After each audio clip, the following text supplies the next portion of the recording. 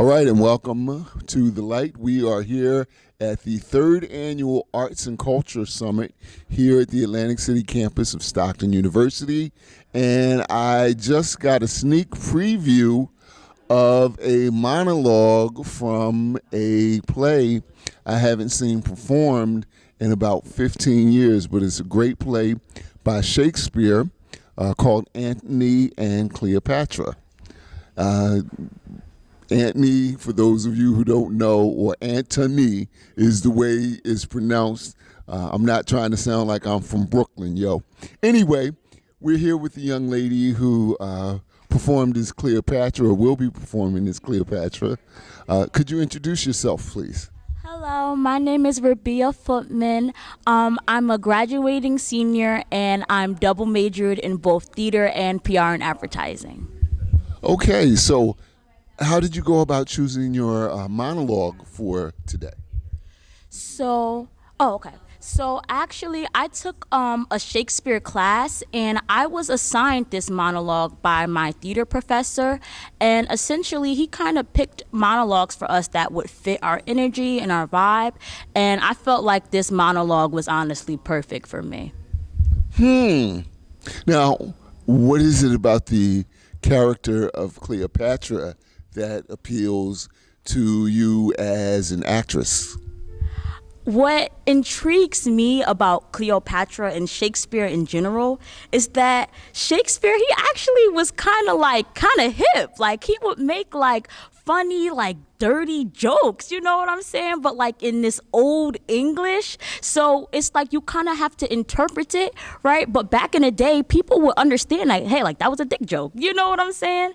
And now it's performing it in the modern day era is a lot of fun because I get to see people kind of take this journey with me and be like, what is she saying? What is she talking about? And I think over time, since I perform it in a way that is clear, I think people do understand that what she's referencing. You know what I'm saying? She has a lot of fun in her character, and I really enjoy that.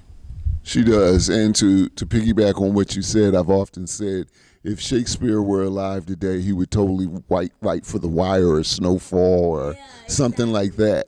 So this is your senior year. What other playwrights have you experienced with, and what other plays do you like to work with?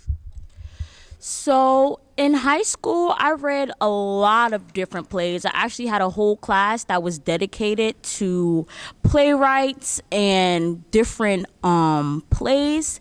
And I don't have a particular favorite playwright, but I feel like some of my favorite works of art are those that are deep and say something about Black history.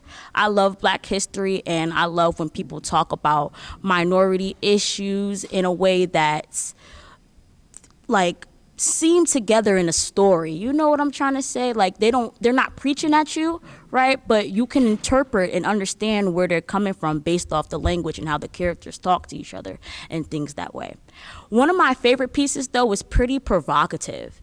I'm honestly forgetting the name of this piece right now, but it was a really, really interesting story about a digital world. And I read this back in high school about a digital world, and it's literally kind of like a mystery sci-fi type of thing where in this digital world there's a detective and they go to find, it's a whole thing.